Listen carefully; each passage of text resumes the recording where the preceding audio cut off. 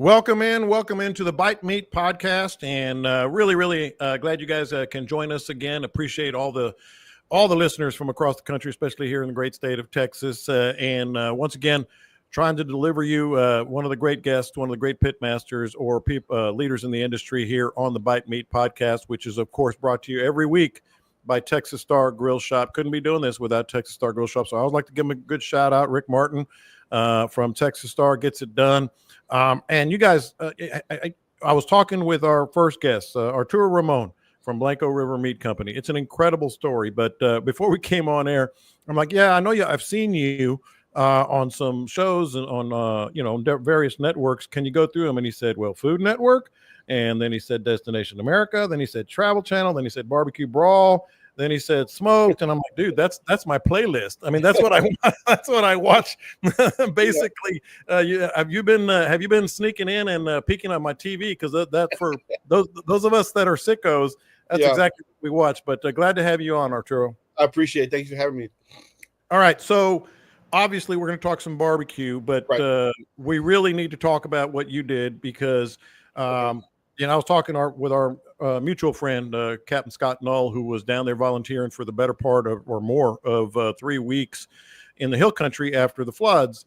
Right. And, he was giving me some information. And one of the great things, that came out of this was relationships, friendships, and sort of the human spirit, that just continues to impress people in times like this. And he said, this guy has been stop. You got to have him on your podcast. Now, of course, I'd heard your name and we've talked a little bit, and I said, we can do that. But before we get into what you did, bringing meals and food and cooking for, and I'm guessing you might still be cooking for some volunteers down there. Let's just go back to July 4th and take us through the first 24 hours, where you were, what happened, and what maybe was your muse or inspiration to start doing what you could to help. Right. Well, going back to that day, we were all watching, it unfold, and that evening, that night, as it was happening, to be frank, I was just haunted. I couldn't get the images out of my mind, and coming to think about those little girls, and that I have small children, have adult children, but have small children too. When it comes to kids, it's something real special to me, and I couldn't sleep. And my wife says, "What's wrong? Are you okay?" I said, "Man, I couldn't help thinking about those last moments of those poor little girls, like how terrifying that would be, cold and drowning away from your parents, like just awful. So I told her, I've got to do something. I'm not, search and rescue. I can't." She goes, "You just need to go." And go, "Do what?" And she said, "Just cook." She goes, "Cook." And I'm thinking, cook? Like, I I didn't think that was even an option. She goes, "Just go." And I'm usually the type of guy that needs a plan. And she just says, "Go." Like, so that next morning I tied up my rig and just took off to Kerrville, So where were you exactly? I mean, you're in the area anyway, I guess. I live in Wimberley and Driftwood, like right on the line of Wimberley, Driftwood out here in the country. So it's about an hour and a half. It's not too far away. So, I felt like it was kind of in my backyard, so that was even more, because we went through a flood here back in about 10 years ago in Wimberley, not nearly as destructive in terms of, loss of life and things like that. But still, it was pretty bad, My mom lived right on the river, so I kind of got a taste of what devastating the floods can be, But when I got over there, it was crazy. I went with no plan. I went straight to Kerrville first, and things were just a mess. People were all over the place, I just, hey, y'all need some food, and everyone kept shut me down. So I spent most of the day just kind of driving around, figuring out what to do. And a state trooper said, "Hey man, I overheard what you're trying to do. Have you been to Center Point?" And I said, "No." Where's that? Just down the river, just a few more miles. Go. They need some help. So I headed that way. And so once you get there, again, you I'm sure you brought a bunch of stuff, but was it kind of not intimidating, but it was kind of maybe jarring when you saw the devastation? What did you see? When I was on the highway and I was trying to get to Center Point, I was following my Google Maps, and it wanted me to turn across the river, and I couldn't because the bridge was completely covered with trees, and they hadn't even tried to, there wasn't even people trying to clean it out yet, People were just still standing there, just in shock. So I had to go all the way around. It took me another hour to finally get to the Center Point Volunteer Fire Department, and there was 4 or 5 volunteer firemen and one of their wives, and they were cleaning mud out of that building. There was 8 or 10 feet of water in that building just the night before. And, I had to put 4-wheel drive even to get in there with a rig. And I said, hey, guys, y'all need some food? And they're like, no, but, here's a shovel to help us kind of clean up. So that night I did what I could. And then I said, hey, I'm not going anywhere, guys. I'll be here. I lit the pit. I spent the night in the truck, the first couple nights, and just started smoking, pork butts and chicken and just anything I could, and just kept going. And that first night it was, maybe 40 people. Then the next day when I woke up, there was like 100 people. And then that became kind of like the hub, and the highest we sold, we didn't sell, I say sell, but we gave out about 2,200 plates on that next Saturday. That was the high point. We counted plates, and overall over 3 weeks, a little over 17,000 meals. Man, there are 17. Okay, you said a lot there, so I'm going to kind of pick it apart. Yeah. I'm going to kind of pick it apart. I know our listeners are going to be very, very interested in all this. First of all, you slept in your truck for 2 days. Yeah. That's incredible. But then I'm guessing you got some volunteers. Somebody gave you some accommodation. Yeah, let me back up just a little bit, because when I was on the way over there, I didn't have a whole lot of money coming in, a few $100s, and I was thinking, how can I stretch this out and make as many meals as possible? And my wife says, hey, you got a decent little following on Instagram. Why don't you put your Venmo out there? So by the time I got to Kerrville, I had $2,600 in my Venmo, and then and every day it got more and more and more. Overall, I think just on that we raised about 15,000, and then halfway through it, maybe day 6 or 7, Target got wind of what we're doing, so they like completely sponsored us and gave us Target doesn't have a whole lot of meat, but they have burgers, they get steaks and hot dogs and stuff like that, bread. So they came out and were helping to serve, and they were giving us plates and foil. So instead of spending like $1,200-$1,500 a day, it kind of cut me back to like $800 a day, because I didn't have to buy all the plates and things like that, So so I was starting to get a little overwhelmed, but the way I could put it was like, I started thinking, okay, just one more day. Let me get one more day, And so we started serving lunch. There were some ladies from San Antonio doing breakfast tacos, so I would let them do that, and then we were serving lunch from noon, and we'd stay all the way till 9:30, and we transitioned to dinner. We changed the menu, so we're doing tri-tip, and we're doing mac and cheese. We're doing anything we could that we could warm up on a smoker, and somebody lent us a Blackstone griddle, and that really helped a lot to do that, So yeah, before you know it, once the people there realized I was there for the long haul, it became family. They saw me staying there, and it didn't make sense to get a hotel, because by the time I went to HEB, it was already 1 in the morning, 12:30 at night to go, and you need a shower to feel human. That's the only thing you really need, right?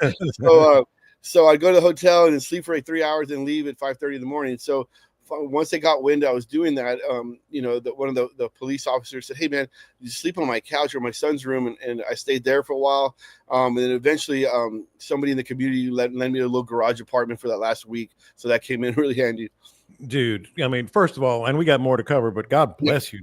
Good gracious, that's incredible. Here's the other thing, and I'll get to the 17,000 meals here in a second, but I can tell you from authority, because as I mentioned, I knew some people that went down there, especially Captain Scott. No, he said, this dude can cook. It wasn't just like, let's feed the masses, let's give them some sustenance every day. He said it was delicious. Like it actually, and this is what he said, it actually inspired the volunteers to just kind of keep going. And you know what? At the end of the day, we're going to have a hell of a good meal. Could you sense that?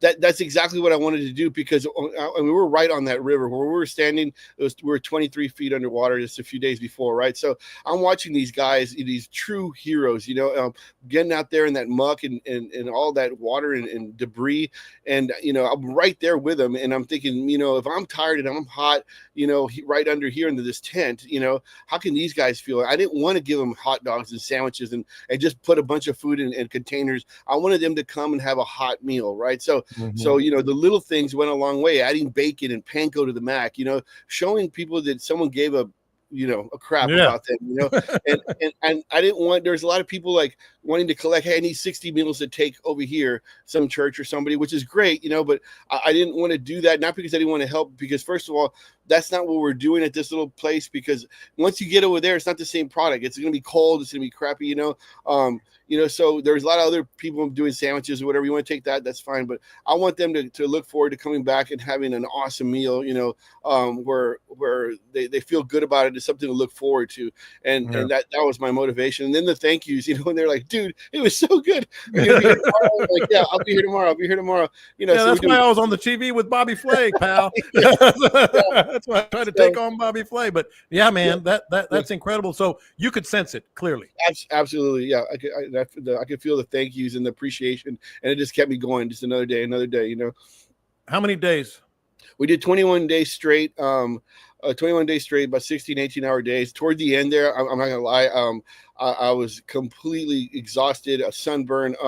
I couldn't think straight anymore. I started getting a lot of tunnel vision. I got several IVs. The nurses were like, dude, you're gonna die out here. But I was like, hey, is this not nearly as bad as what these guys are going through behind me? So I try to stick it out. I came home on Friday, and now here we are Thursday. So I'm regenerated. I'm leaving back to go to hunt where the camps were on Saturday, and we're going to do it all over again. Wow. 17,000 meals. I said I would get to that. I don't want to do the math right now, but 21 days, 17,000 meals. Yeah. Could you have ever imagined? I mean, tell us about your pit, what it was like creating them, delivering them to the guys that were coming to you. I mean, all that. Right.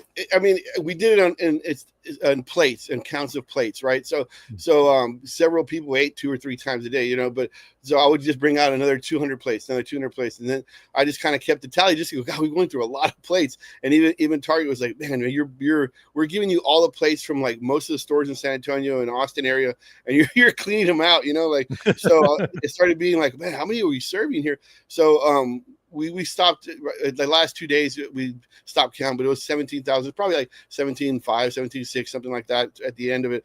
But that was one of those things where you just feel grateful that you're able to participate in any way, because that was our wheelhouse, is cooking, right? So we just wanted to just keep grinding it out and making great meals for these guys. And you got, as you mentioned, Target and your Instagram donations, which, by the way, I need to mention that. In case anybody can help, because you're still doing it. You're going to hunt, as you just mentioned. It's at Texas Grill Master, correct? Mm-hmm. Right, on Instagram. At Texas Grill Master on Instagram. Here's the other part. I know a lot of these volunteers donated their heavy equipment. They donated, their time. Obviously, they gave up money from their jobs at home. Yeah. Dude, you have a company. You have a business to run. What was that like in terms of? Obviously Blanco River Meat Company that you have, and still doing this. I'm guessing you had to do a juggling act there too. Yeah, it just kind of, it was one of those things that we're a catering operation. So we are open fire. We're known for open fire catering, barbecue, whole animal cooks. We do a lot of pigs and cabritos, and even whole steers. We've done whole steers on the asado crosses for events and things, weddings. We weren't booked at all, so there wasn't a whole lot. So that's why it allowed me to stay as long as I could, as long as I had funds in my little account to buy more food. I was in it for the long haul. So it was a blessing, it really was. And even now, kind of recouping, okay, let's go. And then they're calling me, the state troopers are, hey, where's Arturo? We really want to get that guy back out here. Some good food, so now there's like more recovery, divers and a little bit of recovery and rebuilding kind of situation. So it won't be quite as many meals as it was early on, but still 300-400 first responders, state troopers, divers, there's a need for it, and I feel like I need to finish strong and go for another week or two or however long they need me, and just do right by them. You're not stopping. No, I'm going back. I'm going back Saturday. I got a new generator I'm really excited about because we didn't have power for a long time. We didn't have water either. So we're just using like bottled water to wash things and try to sanitize things with our little solution. You got So the we're trying to jugs and keep, yeah. So we're really trying to make a little restaurant out in a parking lot, really in a dirt parking lot, and create great meals. And once people knew what we were doing, they're very supportive and wanted to help. And because we were there, for the people who are actually doing the hard work. Yeah, and I want to get maybe not the most comfortable part of this discussion, but I think it's necessary, if nothing else, to to give tribute to the lives that were lost, the lives that kept you awake at night, Yep. and some of the scenes that were out there. Without being necessarily graphic, Right. what were some of the things you saw that really sort of kept you going?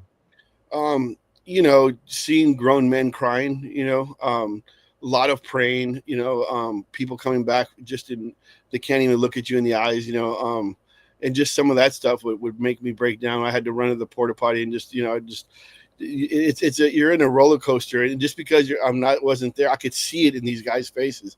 I could see it. And it wears on you, and you have to let it go for a little bit, otherwise it'll eat you up. And especially when you're dealing with children. I mean, any loss of life is terrible, of course, but and then in the later parts, the 10-day, 12-day spot, the buzzards and things like that, you just start, it's just a helicopter over helicopter, landing and flying and picking up, when they get a body bag, and it's just they fold it because it's not a full body.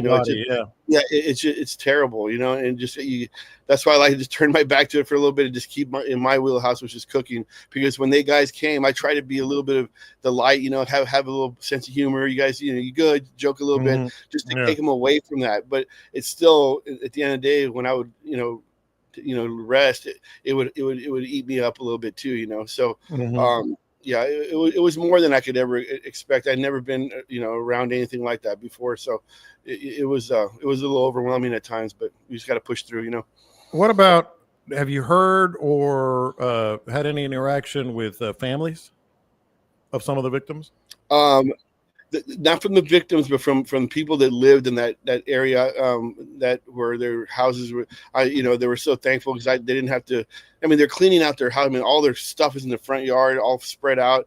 Of course, they have less thing to think about when Arturo's got lunch and dinner. So they would, I made friends with these people. And that last day, that I was there on that Friday, last Friday, because there wasn't a need for me quite anymore. They were kind of moving up toward the hunt area. That's where I'm going to be going. It was an emotional goodbye. A lot of these people, like I've been feeding for 3 weeks, and they could count on me, and a lot of hugs, a lot of tears. It was a lot. It was a lot, but it was neat because I feel that I'm a part of that community. That Center Point community. I feel like they really kind of adopted me there. That's what I wanted to get to next. I'm glad you brought it up. The relationships. There's sadness. There's also some inspiration and inspiring. Right. What did this whole, and you're not quite through yet, but what did this whole experience sort of tell you? I mean, we're in a weird time right now, just in general. But what did it sort of tell you as you're building these relationships? I feel it says a lot about people and good in people, but especially Texas.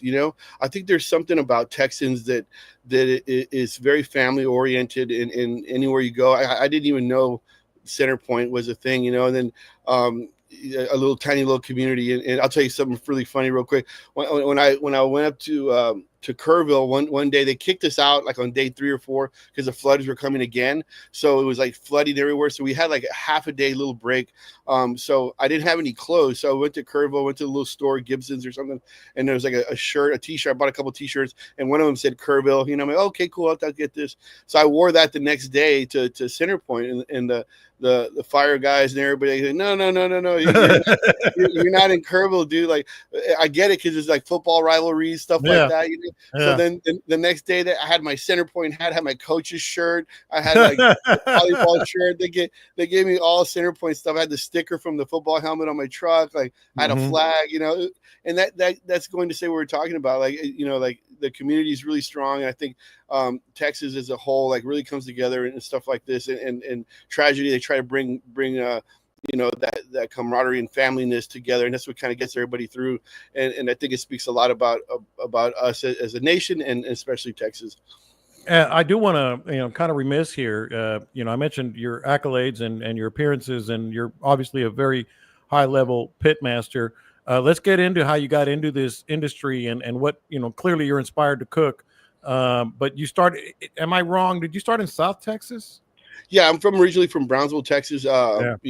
I came up in the early '90s to the Austin area to go to school, and that was kind of my first introduction, because there's a huge grilling culture down there. Now there's barbecue, of course, but back in 80s, 70s, 80s, there was more grilling than barbecue. When I say barbecue, more offset cooking, right? More live fire. Right, exactly. Yeah, a lot of mesquite, a lot of fajitas, a lot of steaks, stuff like that. We'd have a lot of cabritos for dinners and open fire cooking like that. So when I came up here, I did a little bit of a catering work for Salt Lake when I was young, and I was really introduced to like barbecue. And then I started to go, wow, it's barbecue, this brisket and ribs and that kind of stuff, and learning the techniques, and what that was all about. And after doing that, I realized that, hey, people up here don't really do a whole lot of open fire cooking, whole animal cooks, so that's what I kind of separated. And we still do barbecue, of course, but there's so much good barbecue in the area. It's like there's so much good stuff. The best in the world, I think, is around here. So that's what kind of separated me from the other guys in barbecue. So that's where we started. In 2016, we started the Blanco River Meat Company, and we bought this land out here to open up a little brick and mortar, little bar, that had some cooking. But then COVID hit, so we put the brakes on that. But then during that time, the catering really took off. Like, I mean, it took off like crazy. So we're still on the running with that, but we have plans here in the next year or a year and a half to open up a tiny little brick and mortar, like a little butcher shop / bar, a little live music, something small, chalkboard menu that I could get creative with, and just have some fun with it. What about, I'm assuming you got some help from so many people in that industry that so many people in the Austin area, obviously. Meat company, I'm sure you might have some sourcing that you got some help.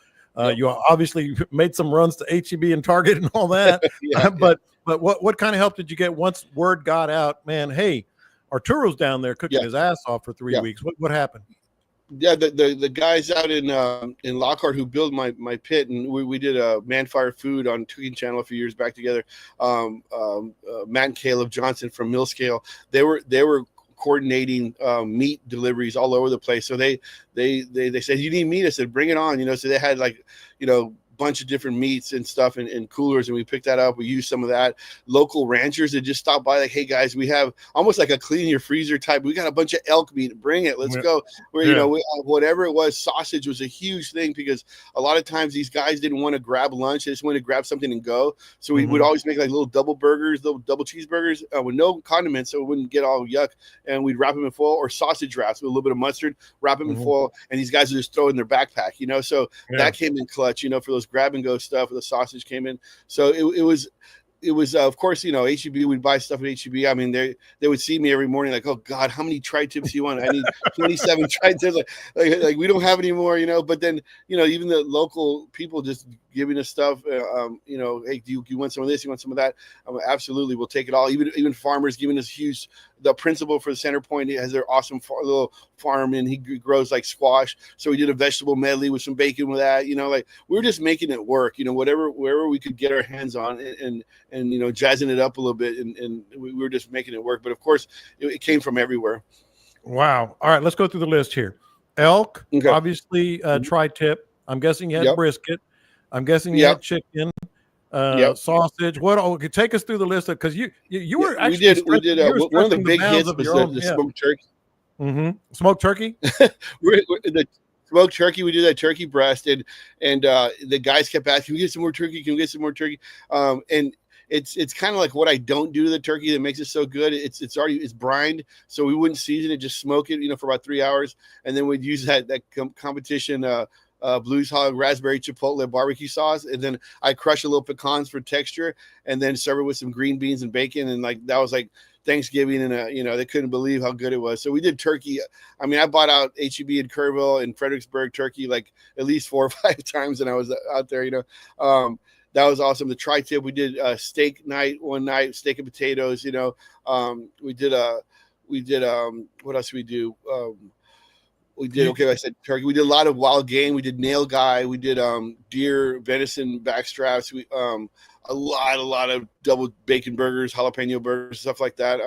It's just, like I said, whatever we could get our hands on and do in bulk, and make it as good as we could, So you were actually testing your own skills on a daily basis and Yeah. creativity. Like, Yeah. vegetable medley. Haven't done that in Yeah. a while. So, what are some of the things that you got creative with? Hold on. Oh, lost you there for a minute. Okay, go ahead. What are some of the things that you got creative with? Okay. Just like the sides, because there's so many, doing broccoli. And then I remember I did an event years ago with Tuffy Stone showed me a way to do broccoli with just charred lemon. He goes, you get your kids to eat broccoli with just charred lemon. So I had done it a couple of times. I didn't remember if I liked it or not, but we just charred on the grill on the basis side of my rig and just charred broccoli, right? And then charred lemons and just like put a bunch of charred lemon juice over the broccoli, a little bit of garlic salt, like real simple. And it was everybody's like, "This is the best broccoli ever." I'm like, "Okay, great." That's awesome.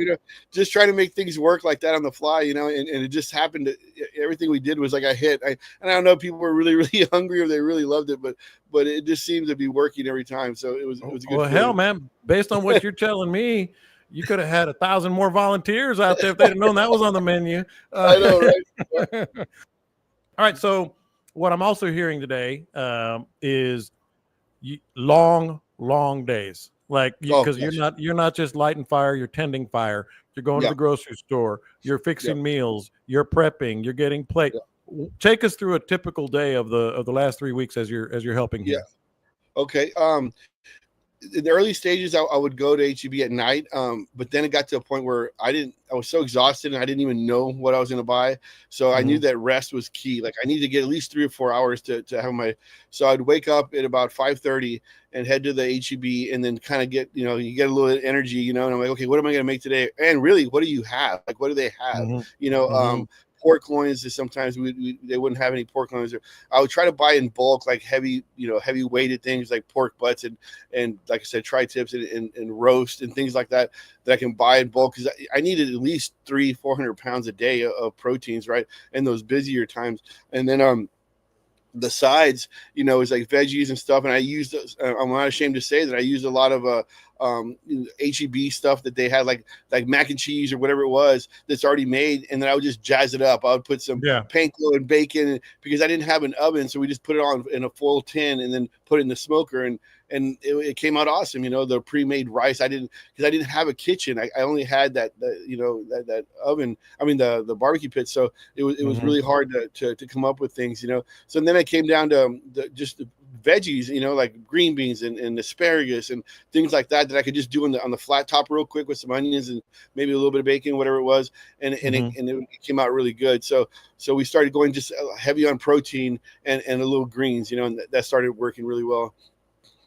So what about hands? You need some help plating and delivering and all that. How did that come about?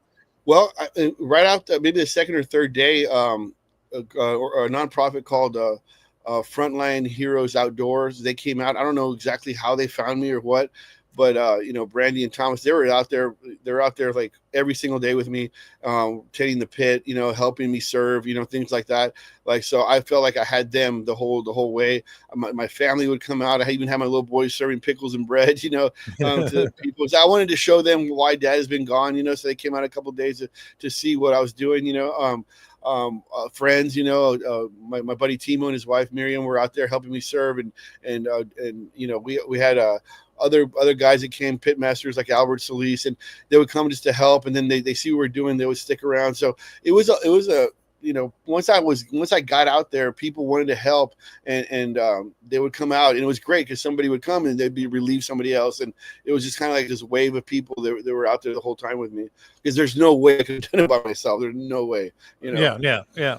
Has it sunk in yet? And maybe you're too modest to say anything along these lines, but has it sunk in yet just how important it was that you had that restless night and decided to make that drive? It's funny. I was just talking about this last night with a buddy, having a cold beer. I think, after what we accomplished this last 3 weeks, and then being excited to go back, on Saturday, you think about winning awards and winning smoked and winning a big check, being around these awesome chefs and stuff, like all the TV stuff, all that doesn't mean crap, compared to what I just did, and I didn't intend to do it for any type of acknowledgement. I just wanted to help, and I think that coming from a good place, I think that is how everything kind of seemed to work out. And I was surrounded by the right people that were like-minded and also wanted to help, but it really puts things in perspective in the way of what I've accomplished before. And it is absolutely meaningless compared to what I've done in the last 3 weeks. Right. So it just kind of opened my eyes to what's really important. Right. And it's, it's our time with each other and his family and friends. And that's really all. Everything else is kind of BS. You know what I mean?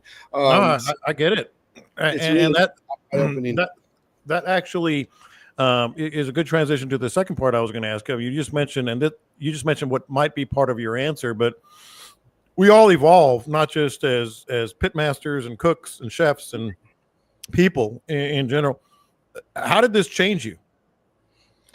I think it's still changing me. It's just my everyday perspective on little things and on life itself, right?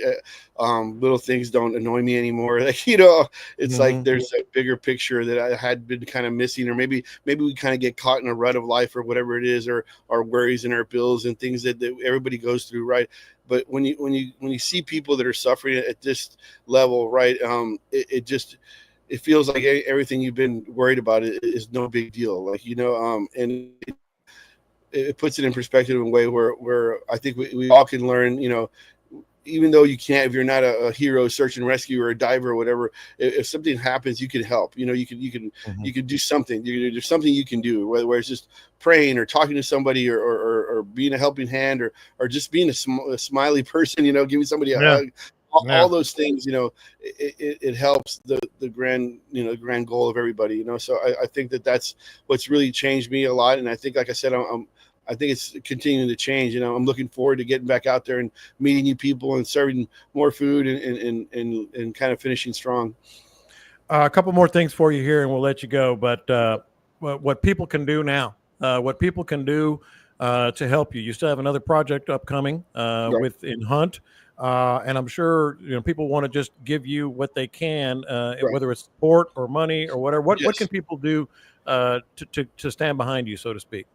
If you have meat or anything, any type of protein that's frozen or something that you're in the area, you'd like to come swing by, that'd be amazing. I still have from the donations before, probably about 4 or 5 days of food, so I'm not, I need more money. I think I'm okay right now. But if you want to, you can reach out to me on social. And there's a bunch of scammers with my name, so be real careful with that. If you go to Texas Grill Master, or send me a message and I'll send you a link if you want to help. But don't just look my name up and send something, because you don't know who you're giving it to. I mean, it's unfortunate that there's people like that. There's always that too, right? Yeah. And so just to reiterate, it's at Texas, and you spell out Texas, correct? At Texas Grill Master on Instagram. Right. And that way, I'll answer you back. And if we're at a point that it would be helpful for a few more bucks, that'd be great. But right now, I'm not asking for. I think we're gonna be okay for the next few days. And like I said, it just somehow it seemed to work. Like it was, every day was a challenge in its own way, but as I was getting overwhelmed a little bit, but then I realized just one more day, it just happened. I don't know how it did, but it would just happen. So I'm not worried about that. I know we'll be able to knock it out of the park. All right. And then this is the last one, just on a personal level, because we're always trying to get better as pitmasters. Do you think you kind of honed things up or changed things up, and you got maybe like, hey, I know I'm great, but I might try this more often? Did it sharpen you up a little bit? As I definitely execution, for when you got to feed 800, 1,000 people, it's like you better be on your game, right? And you better make sure you're not running out of stuff. So I think I've it was like a huge catering event, but like every day. So a lot of it is the execution part of it. I think I've gotten a little bit better. Yeah. All right, what's your pit? Is it 500? It's a 500-gallon offset smoker with a that I can grill on hang food or do all, so I can grill and smoke things at the same time. Yeah, well, you definitely have the support of the bite meat community, and Awesome. I can tell you, I know you weren't like looking for accolades. I got just a message from a volunteer and said, Yeah. "You've got to talk to this guy. He was amazing for us," and we've covered that some here today. But man, I don't know if congratulations is the right word, because thank you doesn't seem like enough. But thank you and congratulations for everything you do, and good luck.